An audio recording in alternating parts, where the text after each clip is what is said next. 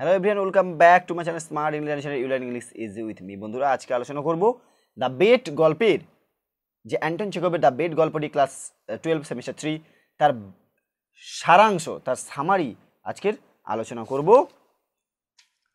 প্রথমে দেখো প্যারা 1 থেকে 10-এর মধ্যে সংক্ষেপ বিবরণ যেটা বইতে আছে তোমাদের দেওয়া, আমি সেটাই তুলে ধরছি, ভালো করে বোঝানোর চেষ্টা করব। প্রথমে ইংলিশ আর বাংলা। ইংলিশে তোমরা পাশে দেখতে পাচ্ছ, আমি বাংলাটা দেখি, তোমরা আগে ভালো করে গল্পটা বোঝো, তাই বাংলাটাই তোমাদের কাছে শ্রেষ্ঠ।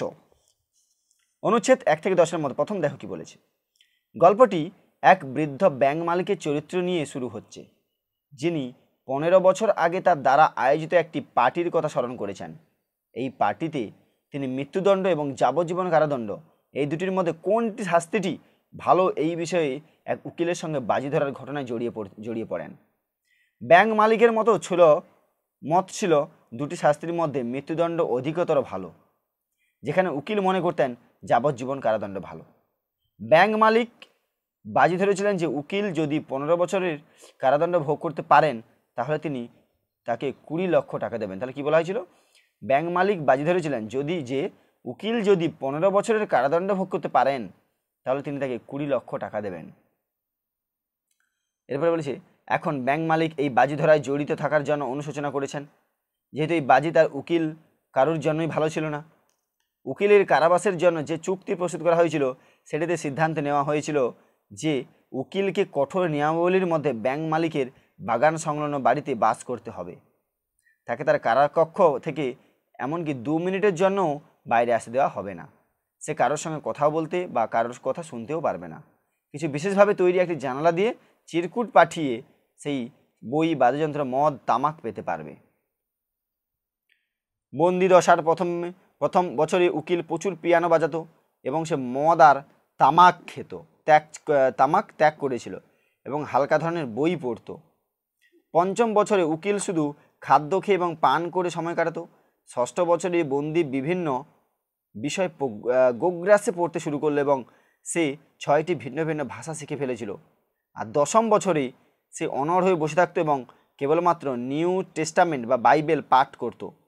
শেষের বছরগুলিতে উকিল বেপরোয়াভাবে বিজ্ঞান, সাহিত্য, দর্শন, চিকিৎসাশাস্ত্র প্রভৃতি বিষয় এলোমেলোভাবে পড়তে শুরু করলো।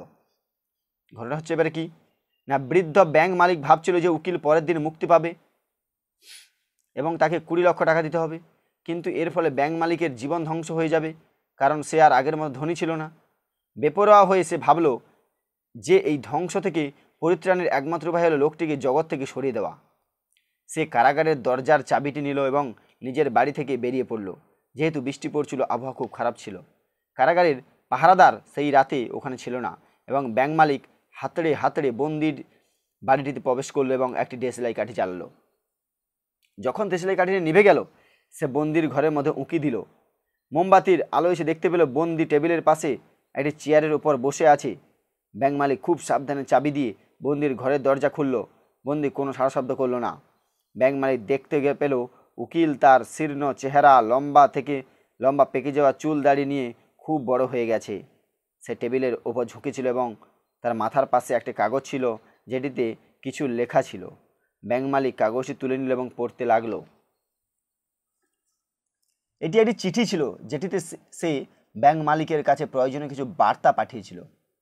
সে লিখেছিল যে ওই 15 বছরে বইয়ের মাধ্যমে যে পার্থিব জীবন নিয়ে গবেষণা করেছে, বইয়ের মাধ্যমে সে প্রকৃতি, মানুষ, নারীর সান্নিধ্য, নানা অলৌকিক জিনিসের অভিজ্ঞতা লাভ করেছে, কিন্তু এখন সে এই সব বই ও জ্ঞানকে ঘৃণা করে, কারণ সেগুলি সব মিথ্যা এবং বিভ্রান্তিকর।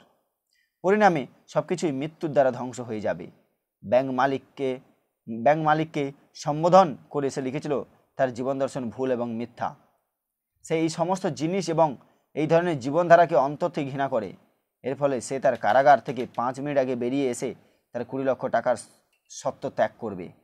ব্যাংক মালিক অনুতপ্ত বোধ করছিল এবং কাঁদতে লাগলো, কিন্তু পরের দিন যখন সে বন্দির পলায়নের কথা জানতে পারল, সে বন্দির সত্ত্ব ত্যাগের চিঠিটি সুরক্ষিতভাবে তার সিন্ধুকে রেখে দিল।